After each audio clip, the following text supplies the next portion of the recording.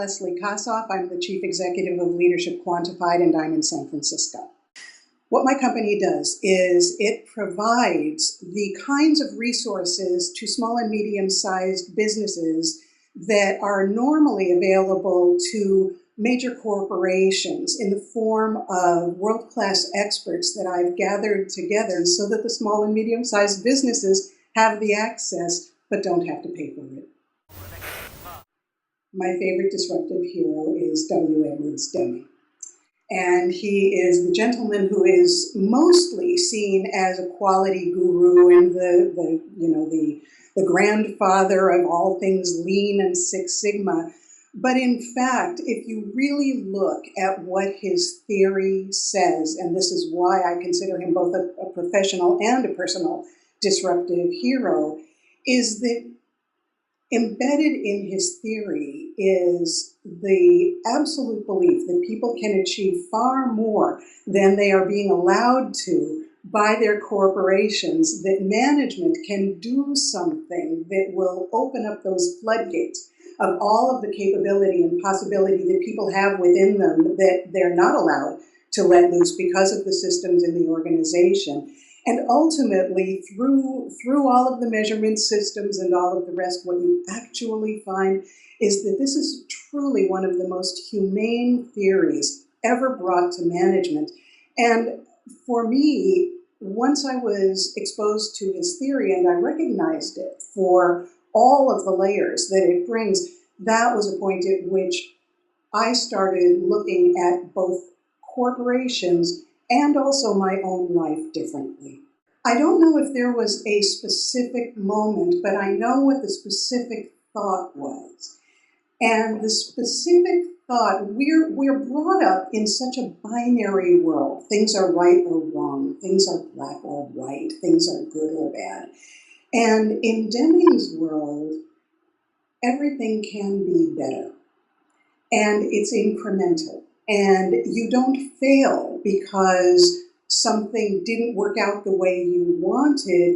It becomes a mechanism for learning not only what you did achieve, but in looking at what you didn't achieve, figuring out how to do it better. And what that's led to is people say things to me like, "You're the happiest person I know." I don't know that I'm the happiest person that anyone knows, and I'm not a Pollyanna about these things. It's not that I'm living in cloud cuckoo land, because when things are bad, things are bad. But the question is, what do you want to do about it? And so from not organizational change, but just simply recognizing that literally from second to second and moment to moment, everything really does change.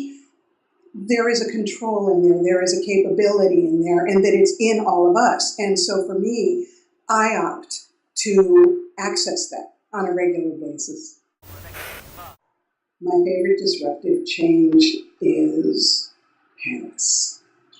Paris, France, clarified for me the idea that you are always building from a foundation of what was. People talk about it as almost being sort of like a Disneyland because, the architecture is the same as when it was rebuilt by Haussmann. And I mean, all of the things that you think about, it's the Eiffel Tower, it's the Louvre. And yes, it is all of those things, but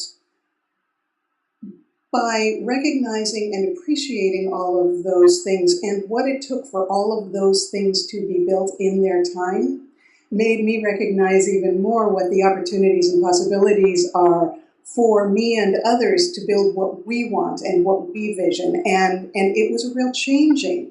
It was a change point for me. The disruptive change I'm currently struggling with is the impact of social media, most particularly in the form of the restrictions that platforms like Twitter impose, and that are now being carried over into other platforms because we're learning to communicate only in sound bites. And from a societal perspective, because the education system is not what it was, because with texting and Twitter and even the logic of blog posts not being longer than 300 to 400 words because you'll lose people's attention. We have a strobing in our thinking now that is of really, really great concern to me, because if we're thinking that way, we are not doing the critical thinking that's required to get at the kinds of solutions that we need. Everything looks like a sound bite, everything becomes a quick fix, and that is dangerous. So where my struggle is how to find ways to use this very disruptive technology, which isn't even to me a technology, it's a way of thinking, that how to construct what it is that I am trying to achieve in a way that fulfills that need for soundbite, but inspires the desire to think and do and be more on the part of the recipients.